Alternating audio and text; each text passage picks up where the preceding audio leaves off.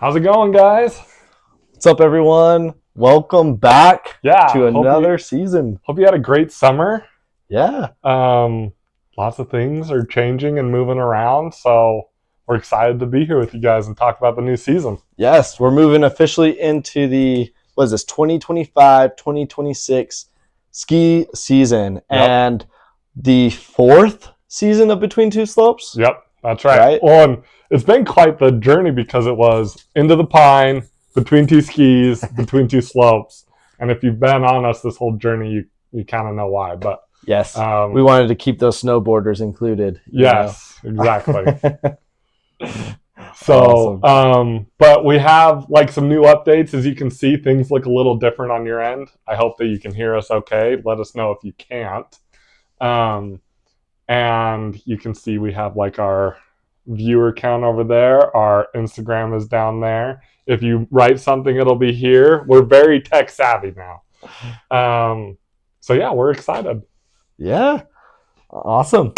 Well, yeah, Trent, I mean, we're hopping into it right here. Yeah. Right? This is it. We're moving into 2025-2026 ski season, right? What is this, August 26th? Yeah. Yep. And the ski season's going to be here like in a hot minute. Yeah. I think people always are like, August is really early, but really you're going to turn around and new gear is going to be in shops and stuff's going to be flying off the shelves any minute. So yeah, exactly. And the reason we bring this up, and if you've been following our Instagram posts, like posting like crazy about the ski season's here, it's coming, is because the sales start now. Yeah. Like, and when I say now, I mean like last week from now even. Mm-hmm. I mean, everyone is going crazy on the sales. If you are ready to buy gear and you want to be set up for this season, now is the time to do it. Yep. Right? Exactly. So, and that is what we want to focus on today. Yeah. Before we jump into that though, let's do like just some housekeeping items. So we're really excited about this season. We've got a super awesome interview coming up with Gozempic. Is that how you say it? Gogebic. Gogebic. Oh, Gogebic. Gogebic. Yep. Yeah. I said it wrong the first time and they corrected me. But they're a program out of Michigan that reached out to us and wanted to do like a collaboration. So we're going to get together with them and hopefully bring you guys some really cool content. Yeah. They're a really cool community college out in Michigan. And I mean, we had a nice little chat with Josh over there. And really, he reached out to us wanting to help promote their program a little bit more, get them, introduced to you guys and those who are really interested in the ski industry. And I mean, that's going to be coming up here. We're going to air this in October, right? And he's got programs on snowmaking, on working within the industry for like ski patrol stuff and like... ski lifts. Ski lift operation is a huge one. Maintenance and operation for lifts, right? Yeah. Like all sorts of stuff that if you're interested in the ski industry, or even if you just want to like learn more about how like a ski resort functions, it's going to be a sick episode. Yeah. I mean, this is what they teach. This is what they do day to day. And I mean, Trent went to a college that did something similar to this. It kind of blows my mind because I didn't even know this was an option out there. Growing up skiing, I didn't know you could go to school to learn how to work in the ski industry. You know? I just kind of figured you did it. It was just skiing. You just showed up. Yeah. So really cool. Don't miss that episode. It's going to be here in mid to late October, and we will be promoting that on all of our social media accounts. Yeah. So keep an eye out. And then Austin's got some news too, right? Yes. Yep. I do have some news. So if you have some crying faces, put some emojis in the chat because I will be leaving Between Two Slopes this year. So this is going to be about my last month as a co-owner of the company with Trent. So Trent's going to be taking this on solo, but don't worry because I will still be around. I'll poke my head in here or there. So not going to give up on the fans and on the groups. We're going to stay in touch, but Trent will be taking on this new adventure. That's right. Let's go. So Austin just got bigger fish to fry. I'm super excited for him. And like you said, we'll have him on here and there. So we'll keep seeing you around. But, Absolutely. yeah, we wish him the best. So we'll see him for a couple more weeks, and his last episode will be that episode with Josh. So Yes. that's the plan, anyways. Yeah. Yep. Okay. Yeah. Awesome. But I think that's everything. Are we ready to dive in? Yes, I think so. And also got to give out a shout out to Student Trader with the sad face, the crying face. Thank you, because it is quite upsetting. Yeah, I know I don't seem it, but that's because I have to. Got to keep on a brave face. Put out the brave face. Yeah. Yes, and thank you, Chelsea Chic. Always love having your comments and having you on the show. And stay with the show because it's still going to be fun. Yes, still going to be I've got awesome. a lot of things planned out that'll be fun. I'm hoping to do I use this program called SkiCAD to design skis. So sharing that with you guys and sharing more insights. And that's getting all this tech together, making sure it all runs smoothly so that when I do it by myself, it's still quality content that you guys want to watch. Yes. So, all right. Okay. Let's do this. So we're going to hop in. Trent's going to be messing around here with your screen, and we're going to pull up the Labor Day sale. If you guys want to follow along, and the purpose of this is we wanted to show you what Trent and I do and kind of walk you through our buying process for gear. Yep. Right? So this is going to be a really cool, unique episode. But we are on evo.com. Anyone and everyone can hop on here. You can see exactly what we're looking at. There's no special, tricks that we're doing that no you can't see. special website or no scamming website, nothing like that. This is a trustworthy website. What we're actually going to do this time around, which is really cool and a little bit different, is that we reached out earlier this week to a few different people through Instagram, and we asked them to provide us with their details on their several different criteria, but basically people that are skiers or snowboarders, looking to buy new gear, what their weight, height, age is, their skier type and ability, what their budget might be, and where they ski, how many numbers of days they're skiing, right? This way, just like when someone came into the shop, Austin and I would ask all these questions. Yep. So we had someone pre-fill out, or a couple people pre-fill out these questions so that we can show you what you can do for yourself back home. Absolutely. And if any of you are interested that are tuning in today and want to get a custom recommendation live on the air, put it in the chat. Yeah, send it in the chat. We'll get you set up. Yep. If you can remember what we've got, really, like we said, it's the weight, height, and age is a basic one, just so we get an idea of what would fit you, and so we can get sizing, what your budget might be, and then how aggressive you're skiing and where. Yeah. So. And if we have any follow-up questions, we'll let you know. But there's also a Instagram post that you can find everything that we just talked about also. So yes, and it doesn't have to be skier board. It can be winter boots, gear, gloves, jackets, anything you want. Throw it in the chat there, and we'll get you guys live on. Okay. So let's start with our first one here. So we had C. Davis. What up, boys? Skier height is 5'10". He's an intermediate skier. He's got on a budget. He's got $600 to $800 that he's wanting to spend. Always trying to find the softest snow on the mountain, and also been skiing a lot with my young kids. Trying to get 25 days in a year. Okay. Solid. Okay. So he's probably looking from our perspective here, we can break down a couple things. If he's getting just one ski, right, that he wants to be able to ski soft snow and powder with, but also be able to ski with his kids, then we don't want something too fat, because then when he's skiing with his kids, it might get in the way or be cumbersome for him. Yeah, I absolutely agree. And, so with, C. Davis here, the way he's talking, so I'm getting this idea. He's a 5'10", intermediate skier. So it's giving me the sense that he isn't, he's not dropping the steepest stuff we can find. He wants something that, like you said, can be versatile, that he can be on the groom slopes with and have a great time. But also, he's looking for soft snow. Right. And that pulls you right in, because once you start hitting that soft snow, you can't get out of it. And Yeah. guess what? Once his kids start growing, he's going to be looking for more. So Right. we want to try and give him maybe something that's like a level up from where he's been, hopefully, so that it can help him progress in the area where it sounds like he wants to be skiing, but also be able to like tone it down and ski on the easy stuff Yeah. and teach his kids how to ski. And not get too crazy. Yeah, So- until his kids are better than him, which is going to happen soon. It will because happen kids eventually. freaking crush it. Yeah.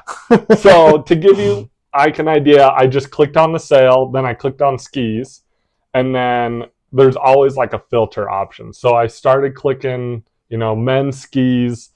The size will probably be between 170 and 190. He said he's 5'10"? Yeah, so 5'10", intermediate skier.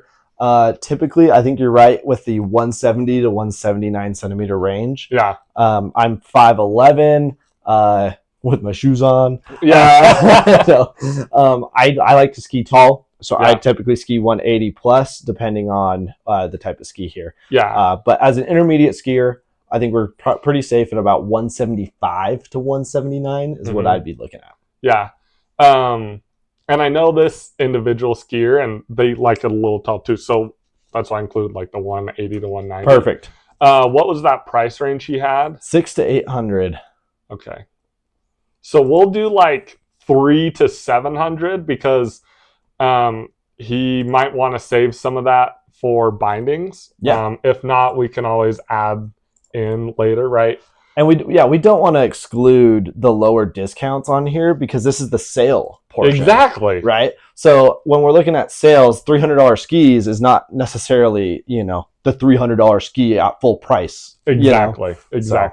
So then I'm thinking 100 to 109. I don't think we need any more than that, right? You're right on. If he were to say that he was more advanced, like an aggressive skier, I would put him straight in like a 112 like Solomon Blank. Right. Like, no doubt. Because Yeah. you can rip that all over the mountain. You guys know how I feel about Solomon skis. Freaking love them. And we'll probably find one here in the 100 to 109 range too. Mm-hmm. So I'm just going through these conditions. We'll keep all of our conditions available. And all right, So- we've got our lot here, 29 results. That's pretty good. Before you actually do this, I want to bring the range up a little bit. Okay. I want you to go back to that width. Okay. And I'll tell you guys why. We're going to expand this to 90 to 99 as well, not to Oh. 110. Okay. Yeah, I know. A little different. And I'm going to tell you the reason why is in the industry, it's a little different. When you're talking about 100 width skis, you're talking anywhere from like 97 to 105, Yeah. right? And so the 90 to 99 is going to keep some of those. You're going to miss out on a lot of great skis in that upper 90 range. That Mhm. could be an option versus, just doing the 100 to 109. Yeah. Right. One of my favorite skis, the Dina Star. Oh, I can't even remember what it is off the top of my head right now. It's a Cochise, 98. The Menace, the The Bonafides. no, those are blizzards. Oh, those are the Blizzards. Yeah. Yeah. Oh, the Dinosaurs are the Menace. Menace. Yep. Yes. Okay. Like the 98, love that ski. So let's just like go through here. So if I was in the shop and I needed to ask more questions, one question that I might ask is, do you have a preference for twin tip versus flat? Yep. Right.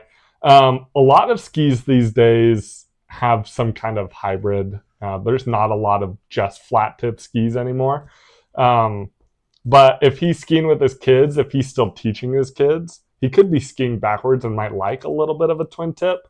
But once again, this is all preference. So we're going to go off of as if he said, I want a twin tip. I think a hybrid to twin is a safe bet right here. Yeah. I don't know. I would go straight twin. When a lot of people hear twin tip, they'll also go to like park ski twin tips. Mhm. Not talking that. We're talking directional twins. Exactly. Right. Exactly. Learn to Fern said, I never thought I'd see a pair of cheetah skis. Yeah, they're pretty awesome. Yeah. What's up with cheetah print these days, guys? I know. It's We all threw over. this out last season, Yeah. and I think I got some hate on stuff. Was it cheetah print or was something else? Or some boots? Chelsea Chic shot me down hard. You did. So, yeah. And then Snorlaxer said, we taking kids down double blacks? Eventually, that's the goal, right? That's the goal right there. Okay, well, let's dive in here. I'm actually interested in these black crows right here. The Arcturus. Did I say that right? Yeah. Yep. So one thing I want to point out is these are blemished, which is actually right what we're looking for. I would guarantee that 75% of blemished skis, you wouldn't be able to find the blemish. But they're going to give you a really good deal because there is something that's defective on the top sheet. Right. And so it's not going to impact your skiing at all. Let's take a look at the pictures here. I think they have a few of the, almost like they might be showing the blemish. No, that's just the tip. Awesome. May contain artificial intelligence. That's amazing. They're pretty clever. Yeah. So Black Crows, guys, solid pair of skis. Can't go wrong. I mean, I think they really started getting big really when I was joining the shops. Yep. Yeah. This was like, I want to say 2016, right around there. But they've been killing it since they've come out. And honestly, they're a solid all-around, all-mountain ski.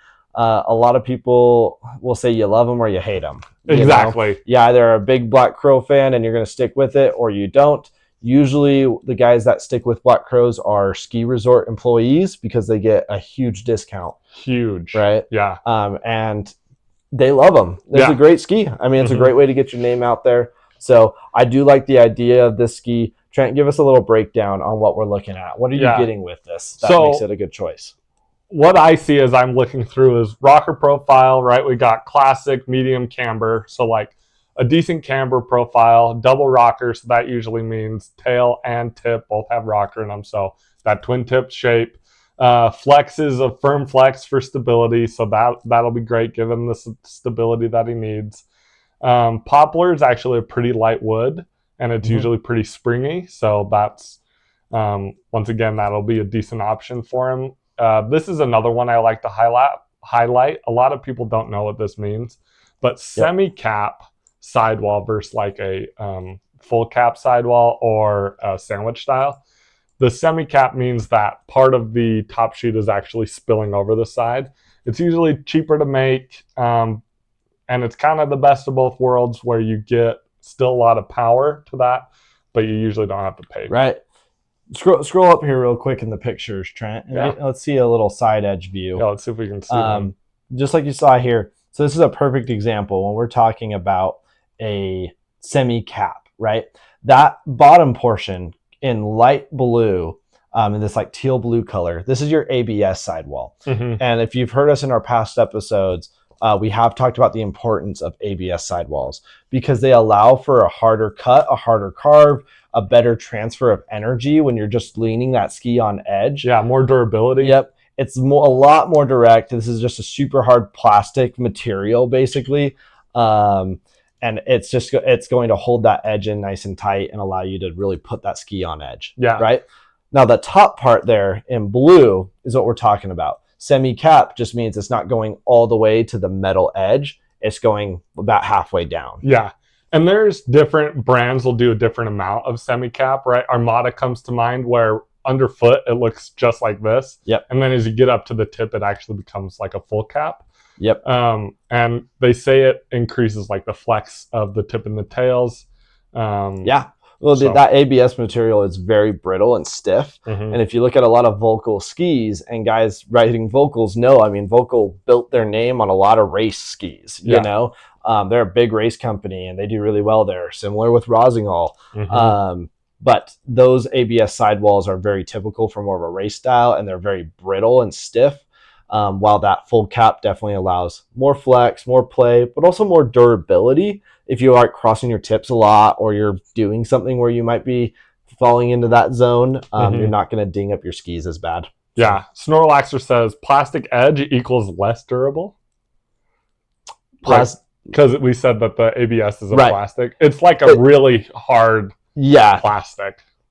And do we say less durable for ABS? No, it's more durable. Yeah, I was going to say, I don't know. Because the full cap is less durable, and that's why it's cheaper to make. Yeah, I guess, and maybe I just said the wrong word there, so that's a good comment. Because really the idea, I mean, we're talking plastic, different types of plastic that layer, right? But really it's the full cap has more protection, and so it's less likely to chip off, while something more brittle, when those edges come in contact, it starts to shave off the sides of the skis. Yeah. right? So it's not going to break on you. It's not like you're going to take it and you're going to snap the ski in half. Generally, if you're doing something that could do that, it's going to happen on any ski. It doesn't matter if it's ABS for real. or full cap or anything like that. So maybe that should help clarify, I hope. So we'll keep moving down. You see terrain, we have all mountain and big mountain. So that big mountain category should be able to fulfill his powder needs. And the all mountain category should be able to help him tote around with his kids. That level is right where we want to be. We talked about this rocker camber already. Partial twin, that's perfect. And then this is one of my favorite things to look at is all the stats, right? So for him, we could give him the two options of 178 or 184. Weight-wise, they're about the same. Oh, you guys can't see the weight here. Let me go a little higher. And that should fix it. There we go. So I'll keep that in mind, that you guys can't see the bottom left corner. So weight is about the same. That's less than 200 grams. And this is for an individual ski. That's actually pretty good. It's heavy enough to be stable in those big runs that he's doing, but also light enough to ski around all day. It's got a pretty wide tip, which is also going to give him the flotation he's looking for. 105 is like right where we want to be. And then 122 is also pretty good. Turn radius, this thing turns pretty good. So this would be a really good option, but that's how we break it down for him, right? For sure. Honestly, I would say a 178 would be solid. If you want something that you're going to be with your kids more often, if you want something that you're wanting to push a little more speed, go with the 184. Yeah. So let's do one, maybe two more, and we won't go as deep now that we've gone, and we can kind of give you some more options here. Definitely. I mean, I always like to scroll through, kind of get an idea. So I see like the Atomic Mavericks are great. Yeah. We got some QST 106s. It's a solid ski there. Nordica Unleashed 108 would also be cool. Right. And one thing that I want to point out is the whole point of the filters is we get to a point where we're not comparing apples and oranges anymore. We want to get to a point where we're comparing apples and apples, right? Right. So that way, no matter really, we can hone in on a couple specific items here. But I bet he could get on 90% of the skis out of these 27 that we've pulled, and he would love them. Yeah. Right. You know, one that pulls me in right here that I'll have you drill into, the K2 Mindbenders. The 106. The C. Yeah. So, you know, in this case, I like to have an option that says we want to go a little bit wider, right? So we were just on Black Crows. What width 105. were we? 105. Okay, so we're staying in the width here, 106. On that slightly wider ski. But we're also cutting down some dollars here. And that's what I love about K2, right? I was going to bring that out here. K2 is big name, big brand. They generally are a little less expensive, but they're solid skis, guys. Yeah. I mean, K2, they've been around forever. They're making great boots now as well. The Mindbender series is a directional ski. Yep. You're going to have a partial twin on the very end of it, typically. Not much, though. If you look at the profile here, you'll see it's not like a full twin ski. Right. It's really designed to be going one way, but they just lighten up that back with a little bit of tail rocker just to make turning easier. Yeah, totally. So this would also, very similar. Austin nailed it right on the head. More directional of an option. But that also makes it, if he's on the groomers with his kids, having a little more direction can be really nice for laying into those hard curves. Oh, yeah. Look at this turning radius on this guy, right? Yeah. 18.9. So you're a meter less than the Black Crows, right? And that's on a 183. The 176 is 17.3 turning, right? Now, what that's telling me there, you guys might not see a big difference when you're thinking 176 and 178, right? If we're comparing the K2 to the Black Crows. Black Crows were 178, and then K2s are 176. Black Crows were a 20 meter turn radius. The 176 in the K2 is a 17.3. It's a pretty big difference when you're talking 3 meters. Yeah. So this ski's a bit small. Yeah. Okay. Keep that in mind. The shorter turn radiuses means that you're probably going to have a little smaller portion of edge contact on it as well. And it's meant to smear and have a little bit tighter of a turn. I actually love that you bring that up because there's a couple things on skis and snowboards that people are like, oh man, like I wish it hit me right here or like right here. They are very specific. Right on the eyebrows. Yeah, it's like that's where it is. And really, all skis ski shorter than they are, right? You can see here that the contact point of this ski is actually like right here. Yeah. Right? So and this is typical of this series of ski. Totally. And so you might even ski something like this a little higher than you used to because it will ski short, just like Austin's talking about. Yeah, absolutely. Now, something that would be really cool as well, and maybe we open a new tab and see if we can find it here, but that Mindbender, oh, look, there we are. It comes in a 99, right? So if we want something that's not going as wide on a 106, my personal preference, I mean, I'd ride 105s, 104s, 103s all day during the ski season, and I love them. I think they're great. Wider skis tend to smear turn a little bit more, so you're not locking in a hard carve. But say, we're riding out on the East Coast somewhere. Maybe not even go East Coast. That might be a little aggressive because I might even go even smaller underfoot. Right. But we just want something a little bit narrower. Pull up that 99, right? It's a little more expensive, not as big of a sale, most likely because they sold a lot of them this year. Yep. So they don't have as many to get rid of. We got lots of size options here too, right? Yep. So... And scroll real quick down to that turn radius because you're getting all the same profile. They're really only changing the width, but your turn radius is going to shorten up a little bit more. It's not the same size, right? The other one was a 176. I was going to say, I do like that they actually give you something different. Oh, and look, we have a bigger turn radius. That's right. Right? What does that mean, Trent? That means our nose is bigger in comparison to the waist. Right. So that's just going to give you more flow. Right? Slight different profile in that ski. Yeah. Very interesting. Yeah.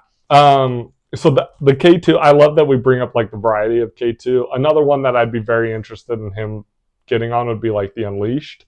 I've heard really good things, or even the 106. I actually wanted to click into this Blizzard Anomaly 102 though. This is one of their newer skis. But being a 102 and a Blizzard makes really like versatile skis. We got a good rocker camber rocker, so that twin tip. Solid full length sidewall, right? Moving down, we're hitting all the other criteria that we want to hit. And then down here, we have a little bit wider, or like our numbers are a little different here, right? What options are available. But if he was in a 182, 102, he's still getting plenty of float with that nose, plenty of float here, and a better turn radius than that first ski that we looked at. Right? So really cool options. Something like that. Yeah, I love that. So hopefully that helps. Yeah. Give C Davis some options there. That's right. Right. I think that's great. Just want to give a quick look at that chat there. Okay. I keep eyeing it. What's the next one? Yeah. So guys, we're gonna hop over. That was a guy skier. We're gonna move over to Karen Menlove.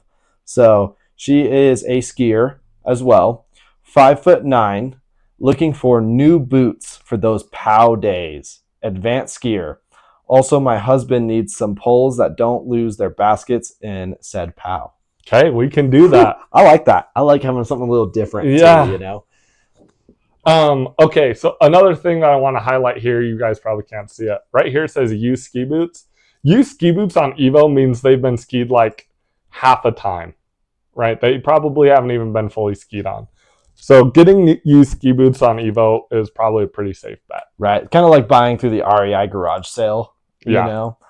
You're probably going to get a nice discount, but they're going to come with scuffs on them. You know? They're not going to look absolutely perfect, but they're probably not half bad. So one thing, I love that we're able to dive into ski boots. As we're going through these filters, right, I just clicked women's. Size is one thing that will actually give you either a lot of discounts or take a lot of them away, right? Because if you have a weird size foot, you could have a lot of really cool options available to you. Right.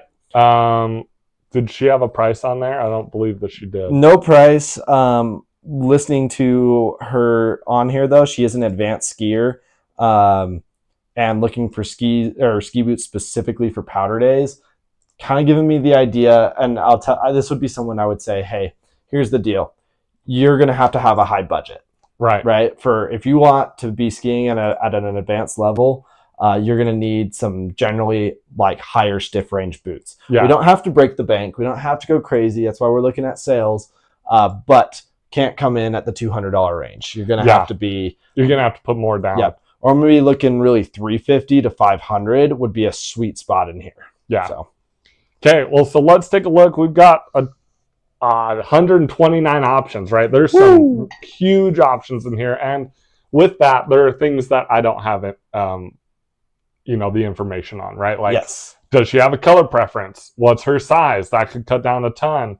I put in her ability level. No, I didn't.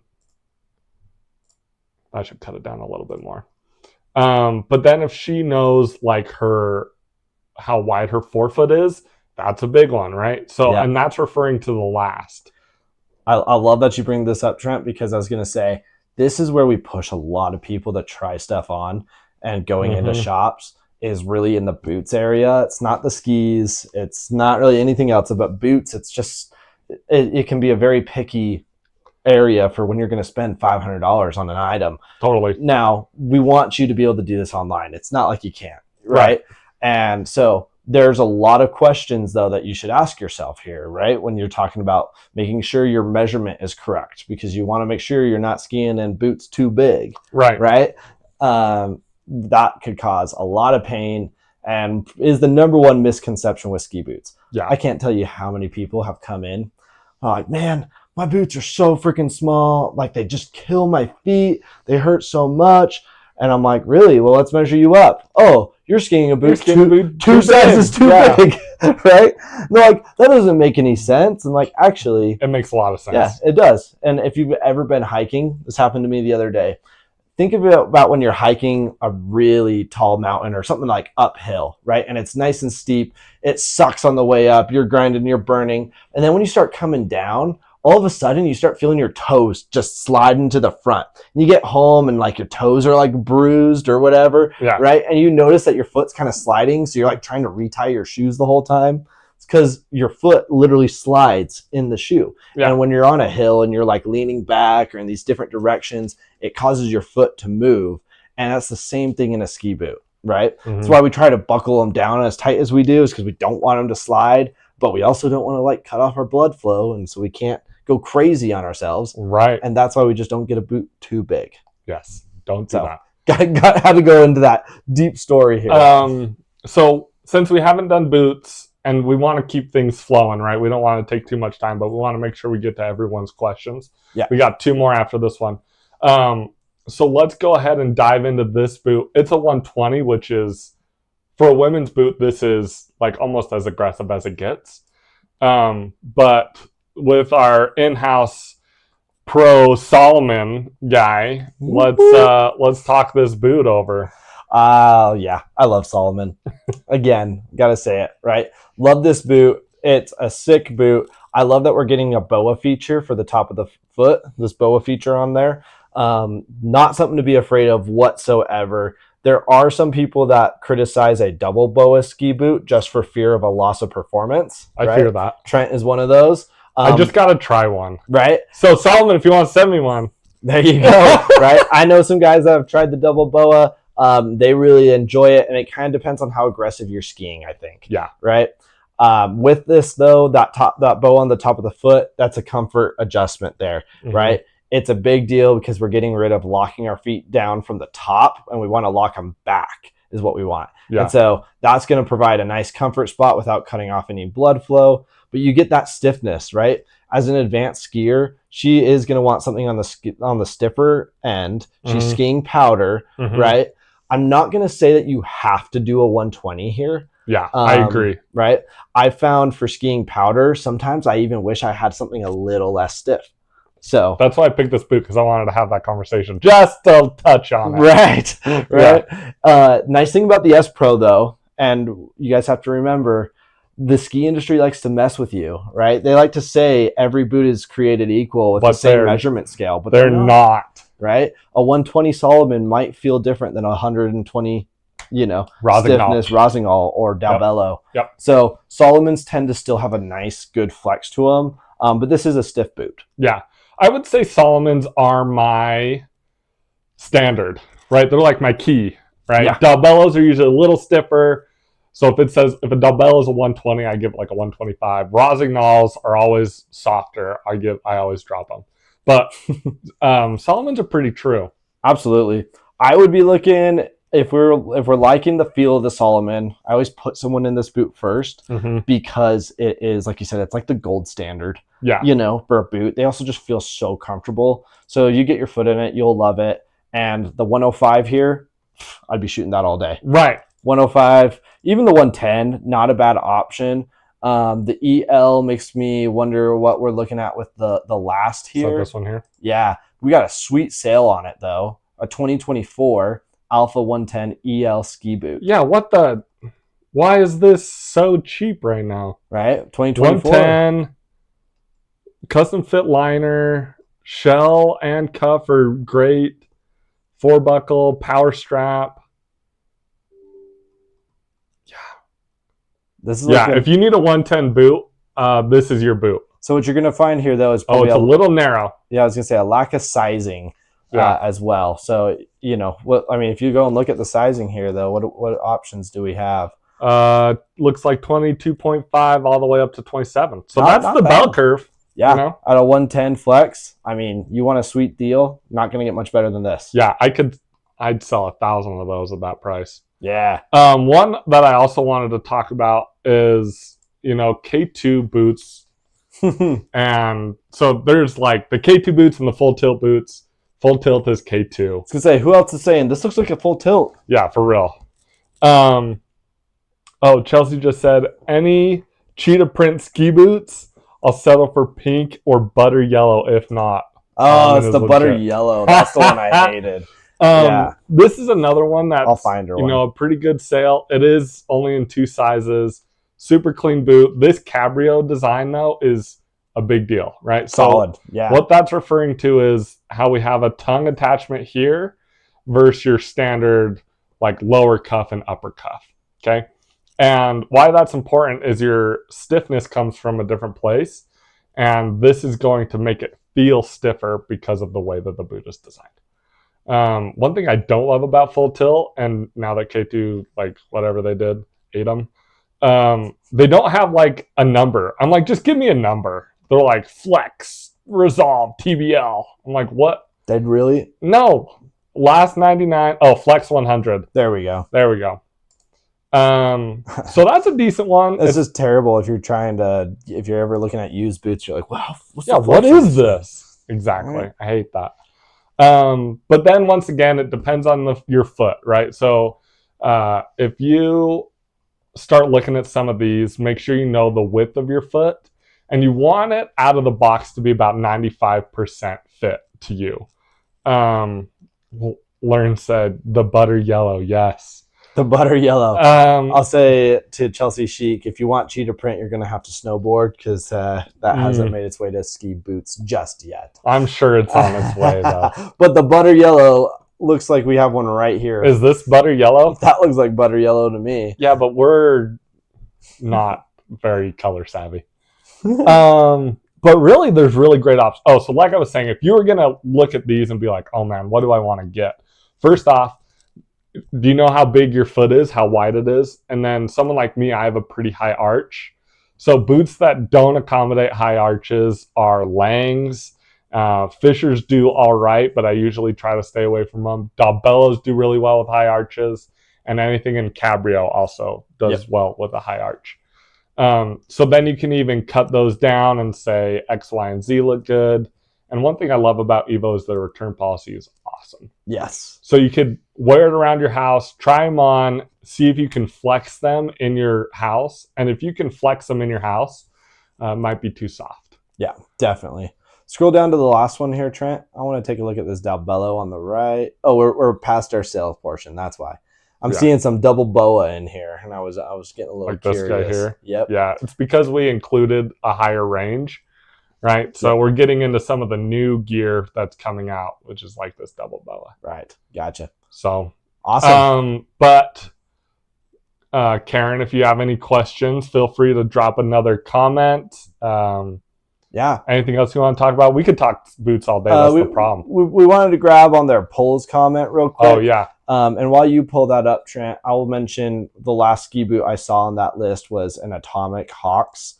And I'm a big fan of Atomic ski boots as well. I love Atomic ski boots. They are great. And honestly, like Trent had just mentioned, they do fit a broad category of skier. If you need a high instep, which is, like Trent said, it's that spot. It's like the upper ankle in a sense, right? It's right where the top of the foot meets the leg, and the ankle bone and everything. And if you need something to accommodate for that, the Hawx Magna is a great boot for a high instep skier. If you don't have a high instep and you like the Atomic style, you just get the Atomic Hawx Prime, and another solid ski boot. It's just one that's a little more standard fit.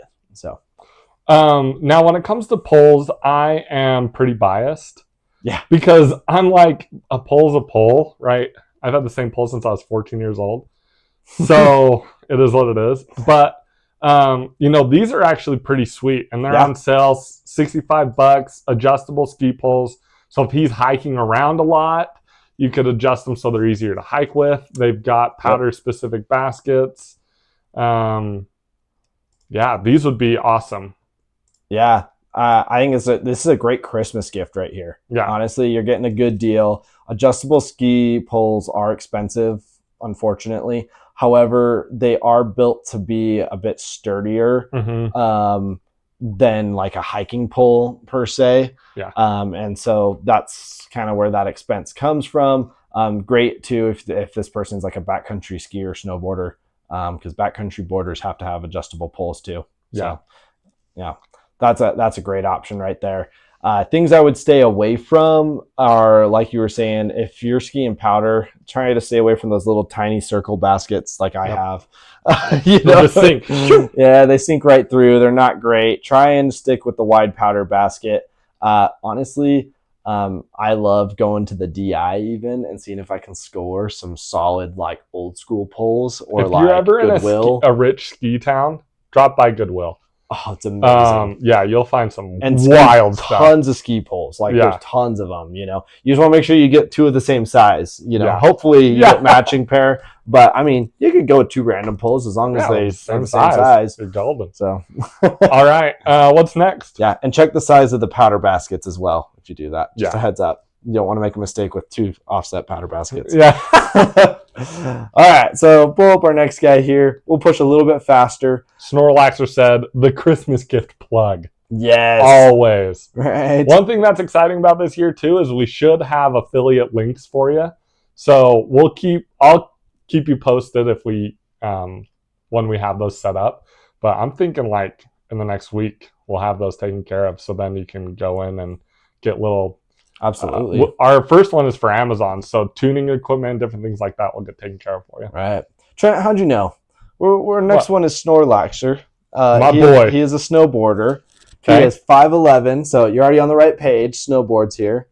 5'11", weight is 280, intermediate snowboarder, looking for some park boarding with a nice drooling emoji face. Right. Some park boarding, bro. That's right. Right. And $800 to $1,000 budget. So you're going about 10 That's to 20 a sweet trips. budget, right? Like we've got plenty of playroom. Yeah. Right. I might even say in here too, like, bro, like if you are going with a new board, and we can score you a solid deal, go pick up like some step-on bindings and boots, man. Yeah, right. I'm loving the step-ons. My brother's hooked up on step-on boots and bindings. He's getting them for his wife. The Burton ones are the way to go. They've really nailed it. So. Okay, let me tell you what I've got so far, Austin. Intermediate to advanced, men's, rocker, camber, rocker profile, and then rocker, camber, rocker profile, right? Yeah, you might need to say that one again. Okay, so the first one is rocker, camber, rocker, rocker. So the board is like flying V here. Exactly. Flying V. It makes the board really poppy, and it makes it sweet for jumps, right? And so if he's going in the park, something like that would be really awesome. That was my thought process behind that. Okay. Size, what do you think? And then you also have a rocker, camber, rocker, which really is a traditional cambered board. Exactly. Right. Awesome. Okay. So 5'11", sizing on this. So he's looking for a solid park board as well. I don't want to go too tall. No. Right. Yeah. He is an aggressive, like intermediate, snowboarder. And at 280 pounds, though, I do want to still have a good stiffness underneath the board. Okay. You also need to consider 5'11". I'm assuming he's probably anywhere between size 10 and 12 in boot. Correct. Right? Yeah. Reason I bring that up is because they do make boards in a wide width as well. Mm-hmm. Some people don't like those. Some people do. It's going to give you more stiffness. It's going to give you more support underneath. But I'd be looking right about 157 to 158, 159 Okay. in height. That's really going to give him just a solid spot. I think that 157, 158 would be perfect. Okay. I love a 157 board, and if you do have like a bigger boot, if you're size 11 or 12, you probably want to go wide. Yeah. Okay, so I put that waist width. We'll check them. So guys, snowboards with waist width, I wouldn't. I mean, unless you got a big boot and you know the waist width, it's not a typical measurement that we look at. Mm-hmm. It's not quite like a ski where it's like the main measurement you look at. Yeah. So, and then there's other things in here, right? Like edge technology. There's like traction tech. For someone who's going in the park with this board, traction tech probably isn't something they want to do, because if they hit a rail, then the rail will hit back. Honestly, don't get too crazy on those filters with the boards. You know, the edge tech, that's a very specific, you can see there was one category option, right, which I think is the lib tech. It's just a very specific, the serrated edge style that kind of helps cut through icy snow. And that stuff grips and rips. It is great for shredding the mountain, but it's going to eat you in the park some days. Totally. So, So I actually wanted to start with the Flying V, because I really like this board. I think it's really awesome. Gives you a good feel. Take it in the park. Take it on a groomed run. You could take this thing anywhere. And it's going to carve really well. It's going to float really well. It's going to, support you and jump really well. Definitely. And then look, it also comes in those wides, 157 wide, right? That's right in the ballpark of what we're talking about here. Absolutely. That 157 will give you really good turning radius, just giving you the ability to flip that board around, especially if you're wanting to do a little more spins. If you're wanting to go big air, go with like that 159. Yeah.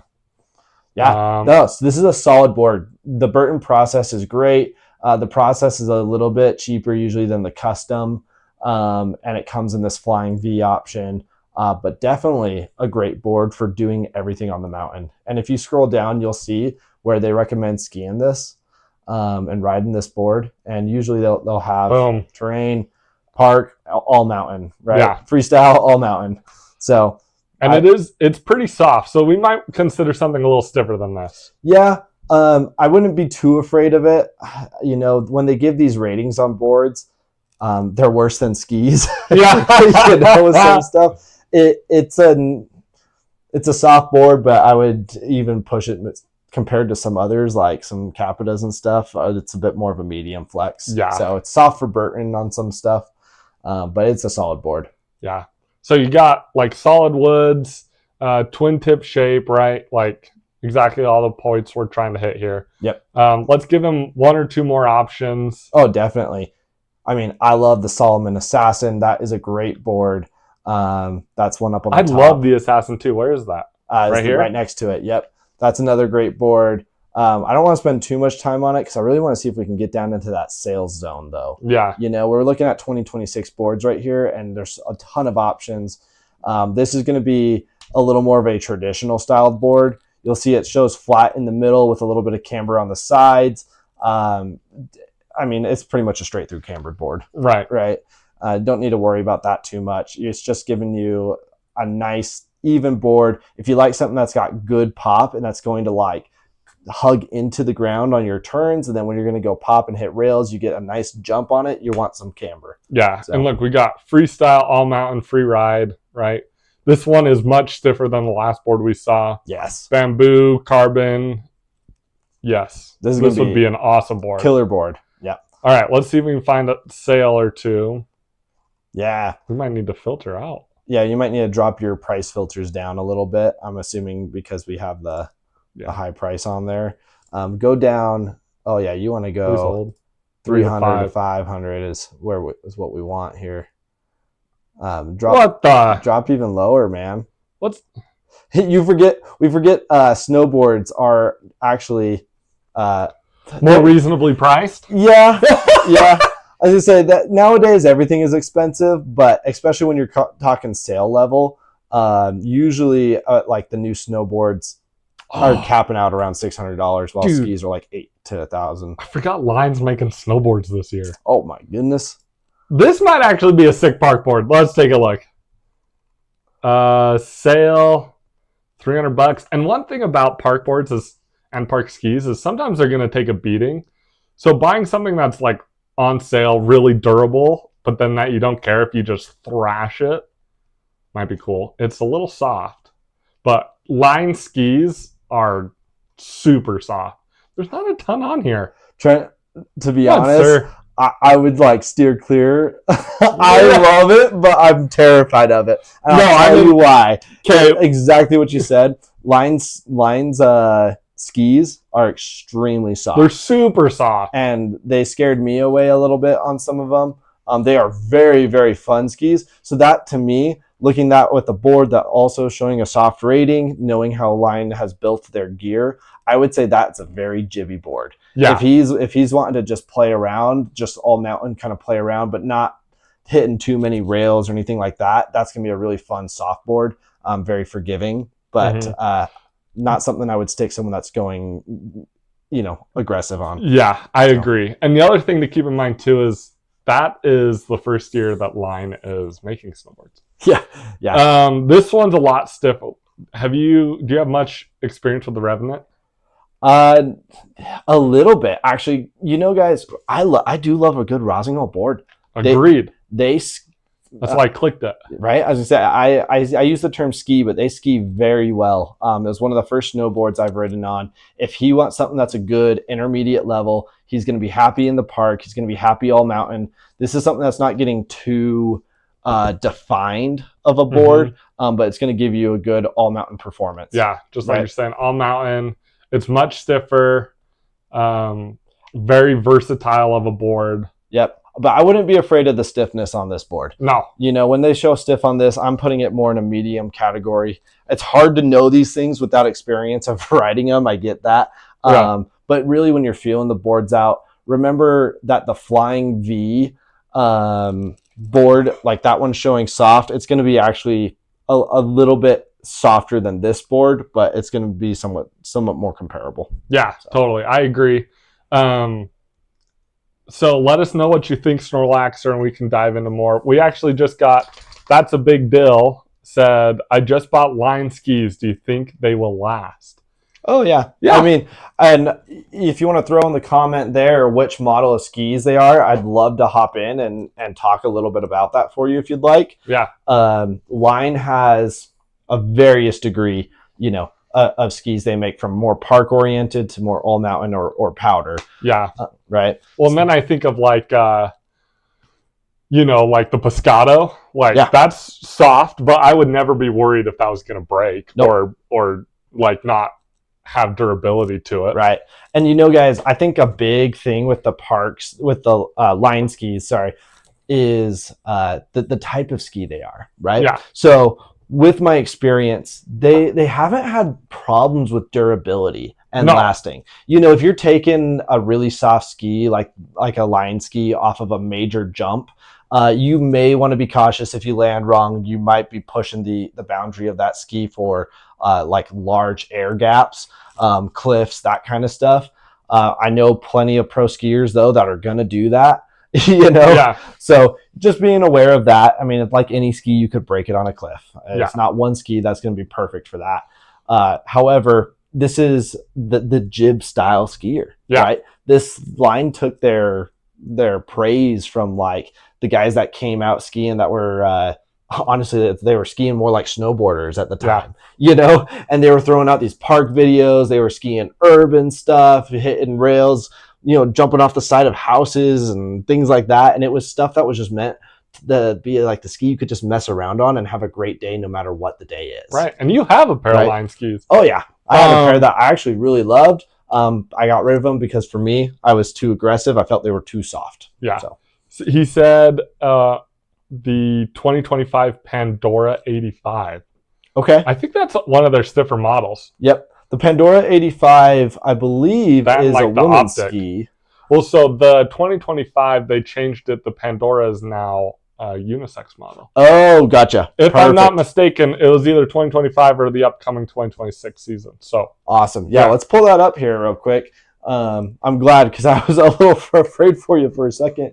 But really, it doesn't make that much of a difference, and it depends on the skier. Yeah. I'll have to throw that out real quick. Women's skis, men's skis, more of a difference in color and sizing than it is in performance.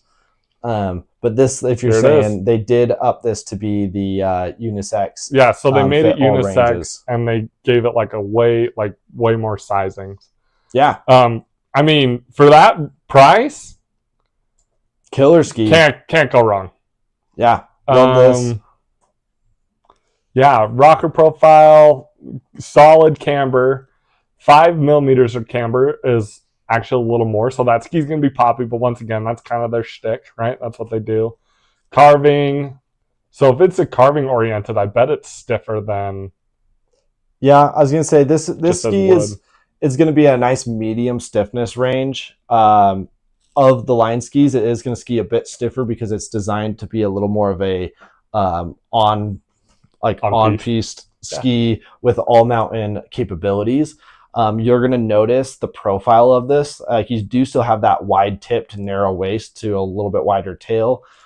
It also is going to hold up just a little bit well in the freestyle park terrain as well. Totally. It's not going to be something that you're probably going to be skiing backwards on a whole ton, but it would be able to give you like the starting feel to it because it does have that little bit of tail rocker. Yeah, and I also wouldn't be afraid of like I'm sure underfoot it's really stiff, but lines, tips, and tails are usually pretty soft. Oh yeah. And I like that because if you're landing a jump, I'll like purposely land on my tail so it'll like ease me into the landing. So having a little more flex in the tail can be nice. I'll tell you with this ski, something I would be looking forward to is really taking it. One is going to be in the trees. It is really nice to have a flexible ski with a nice narrow width there, doing some tree skiing. And two is going to be seeing how far you can push that ski on edge. If you want to see if you can lay a nice carve on that ski, I love taking something in that 85 millimeter range. On the line, it's probably going to be very easy to lay a carve on it and feel nice and fun. If you're going at a very high speed limit, just be careful on not doing like big high speed downhill turns. Yeah. You know, if you're bombing a hill like Trent does on a black and you're going 50 to 60 miles an hour and you try and throw a long curve into it, you're going to start to feel where that ski is giving, right? Mm-hmm. So don't turn too late, you know, when you got an object in front of you. And that's really where you're starting to push the boundary of what line builds versus like riding a Volcal or something like that. Yeah. So, but Sweet Ski, is this your first season on it? If you're still on here, let us know if it is, and if it's not, because 2025, you could have gotten it. Let us know what you. Yeah, let us know what you think. All right, well, our next one's also a snowboard, right? Let me pull it up here. Yep, we got a snowboarder. So our last comment on here from Instagram was snowboarder, 5'9", 5'9.5". Got to make sure we hit that. You gotta nail that half. Right. That's important. Beginner snowboarder, willing to spend $1,000 plus. This will be my first season, so something to learn on. So this is Haley, and Haley, I am guessing. So $1,000 plus on that budget and a beginner boarder, probably thinking of spending $1,000 as a package. That's what I'm thinking too. Right. So for the board itself, we want to stick like 2 to 5. Yes. Yep. I don't think we need any more than that. And Haley, I'm going to tell you, number one expense you should spend on is going to be your boots. Boots first. Build around your boots. The bindings, you're going to be. I don't go cheap on them. Mm-hmm. I hate to say spend less. You don't spend less, but you're probably going to be looking about the $200 range for a nice solid pair of bindings. But you don't need to go crazy. You don't need to break the bank on them. Yeah, and a nice board. Say boots are say we go large on the boots and it's $300, $200 on bindings, that's $500. It gives you about $400 to $500 to play around with on a board, and that's plenty. Yeah, that's more than enough. Mm-hmm. And for me, so Snorlaxer said whole set of gear. So you were spot on. Awesome. For me, I don't love putting people on like a true beginner board, because if you're buying it, you're gonna master a beginner board really fast, and then you're gonna be like, well, now I need a new snowboard.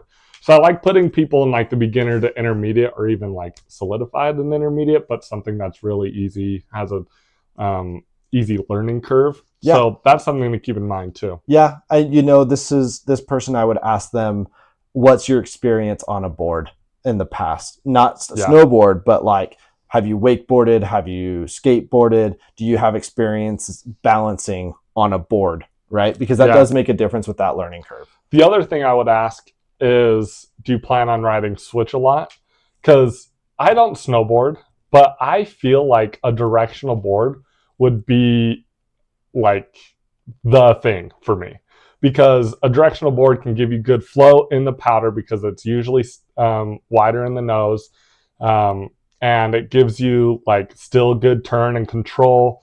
You just can't ride backwards as often, right? And I'm like, I'd rather have like the directional board. And so if you're beginning, I also like going directional.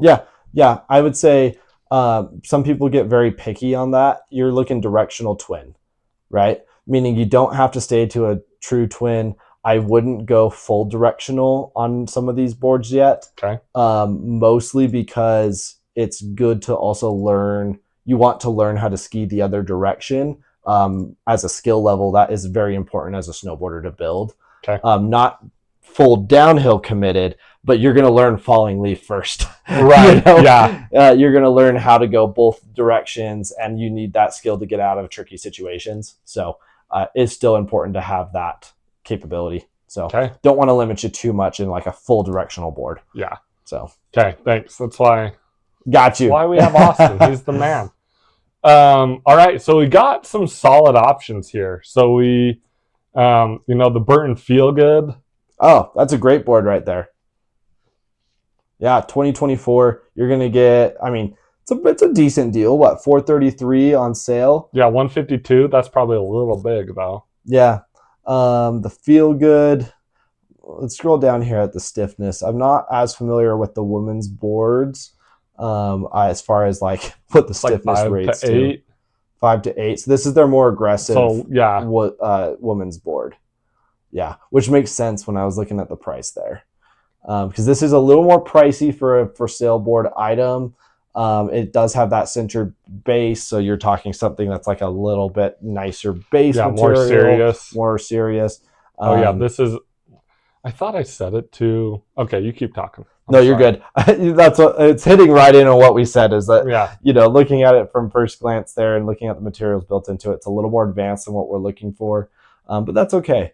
That black, I mean, I would put that board in a blue to black, probably not a black to double black. Yeah. Mostly, I feel like people filter themselves out when they see this is a black diamond level board or ski, and you kind of filter your options based off of a theoretical. While that board just is built to ski more all mountain, and because it's stiffer, you just need to be able to put a little more power into it. That's all. Yeah. So. Not a fear-based thing, right? I'm actually curious about this one. Season makes some really cool stuff. Okay. And they're all like clean, black, like every year they're the same. Got lots of good sizing here. Let's see, Playful Flex, Directional Twin, that's what we're looking for. We got a nice Poplar core, Poplar and Polonia. So Poplar is usually a bit more flexible of a core material. And Polonia is stiffer. Polonia is actually one of the fastest growing woods, so it's very common in skis and snowboards. And it's fun to see that mix, because that's how they're trying to give you a good medium flex board, right? Yeah. Well, it looks like this says soft, directional twin. This says intermediate to advanced.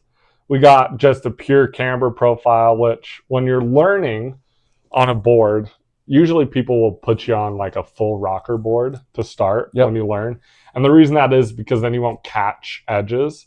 So this board will, if it's your first day on this board, you're gonna catch a lot, right? Because it's gonna have more of a camber, more of a bite to it. But once you figure it out, you'll see the value that the camber has and the bite has. Yeah. It might be worth starting on a full rocker board though. Right. If this was somebody who came to me and they have experience on boards, and you're an athletic person, those people usually are fairly confident. Oh, I'm going to pick this up quick. Maybe they've been once or twice renting.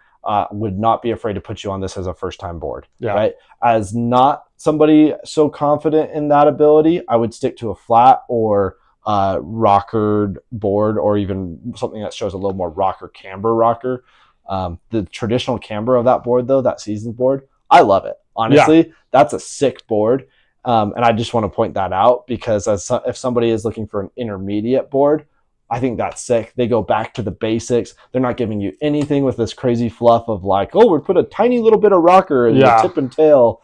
Or we made it go like this. Yeah, sometimes people get a little too crazy with it, and this is going to give you just that traditional feel of just a solid board. So, all right, do you have any others? Yeah. So, what do you think of? I mean, the Burton's, that Burton Good Company, that looks like a solid board. Plus, it's got a dog head. Yeah, on that's awesome. Amazing, right? I want to scroll down here. So, Burton is going to make a variety of boards. Like each of the companies, they're going to have like a beginner option, a more intermediate, and a more aggressive option. So this is the Superfly core. Yep. There, you saw in the flex there, it was saying 2 to 5, right? That's putting us where we want to be. Blue to black, not too afraid of it. It is in the camber zone, but that's a good board that you're going to keep for a long time. So I wouldn't be afraid of this one. Comparing this to the Seasons board, I probably would go Burton actually over the Seasons. Yeah. Their Seasons a little step higher. Yeah. Their women's boards tend to be a bit softer as it goes in comparison to other boards. So I wouldn't be afraid of putting you in a board like that. Okay. I want to find one that's not I'm with cambered. You. Yep. Or do they even have one? Camber rocker camber? We don't want that. What is this? That's more Flying V style. Yeah. Okay. Well, we'll just keep keeping on here. Yeah. Capita or Coalition. Where are the Capita boards? I like Capita boards. They're made in the mothership, That's cool. Right? Yeah, keep scrolling down here. Got our Seasons. And here's that same board but blemished, right? Like, so you probably won't tell because it's pure black. But that would be a sick one. I'm going to pull up another site here too. Guys, we are searching on evo.com again if you just joined, but it's not the only place you can find sales. You know? I like Level 9 a lot. Level 9, there you go. Trent's a Level 9 I used to work at Level 9. I wasn't there for very long, but it's the Wild West of ski shops. Right? Which, working at a ski shop is already the Wild West, so let that set in. So I'm going to cruise real quick on here, see what we can find. What about this guy, the GNU? Yeah. GNUs make a great board. Right, we're camber underfoot, but rocker in the middle, so it won't bite her as hard. Right. This usually is a step up board, which is why I've strayed away from GNUs for beginners. Here we go. This is beginner to intermediate. This one would be cool. Yeah. Okay, I like this one. So the rocker, one reason why I really like it is the rocker in the middle here is going to allow you so that as you're learning, you're not just going to bite the edge a lot, which is really nice. And I'm so sorry if I'm making you guys nauseous by scrolling up and down so fast. Snorlaxer said, Capita DOA, where you at? Exactly. Dead or Alive is an amazing board. I remember some of our employees were all about it. I like this board, though. I think this would be a good one to try out. Yeah, I mean, what else you found? I'm seeing their sales. Utah Skis has got sales on Capita Birds of a Feather board. Oh, that's a sick one. It's a sick board right there. Nitro, they've got some good boards, actually. Great options for beginners. Here we look at a cambered out women's snowboard for $262. Right? Nice. Not a bad deal. The cam out is a beginner to intermediate board. Utah Ski's site isn't as great as Evo with giving you all the descriptions on there. But that board's going to be like it's really just a smaller camber underneath, and it's going to be more cambering to a flat and rockered out in those tip areas where you might be grabbing. So Nitro is a good option to go there as well. Okay. Awesome. Sweet. So that's all we've got for you guys. That went a little longer than I anticipated, but I feel like we had some good conversations, had some people chime in. If your question didn't get answered, you can leave us a comment or like shoot us a DM on Instagram, and we'd be more than happy to help you guys out. Yeah, absolutely. No, I really enjoyed that episode. Again, like Trent is saying, throw in your questions there on what you want to see. If you guys are looking for specific deals, or if you know someone that's looking for deals and they just want a little bit of help or a little point in the right direction, we have got a lot of great content coming up, including diving into some old episodes that we had really good turnouts on last time. I know we've talked about getting in a little bit more into boots, but then also talking about that ski tech with Gogebic Community College up in Michigan. Yeah. So if you're new, drop a like, subscribe so you can stay tuned. We've been making some fun shorts. Instagram. Yes. And Big Dill, it says that's his first ski he's ever bought. So I want to know what you think once you get on it. I think that's a great ski as a first ski, honestly. That's sick. I love to hear that. You know, a lot of people have fears of going like into the 80 millimeter skis, and I think you're getting in a solid spot right there. Totally. So enjoy it. And when you're ready to level up again, check out our content for going up into something that's maybe a little more all mountain powder range. Yeah. Right. Keep us posted and keep it live here where we'll help you with all things ski. Awesome. Yes. Yeah. So thanks for joining us, guys. And we'll see you back here again on Between Two Slopes.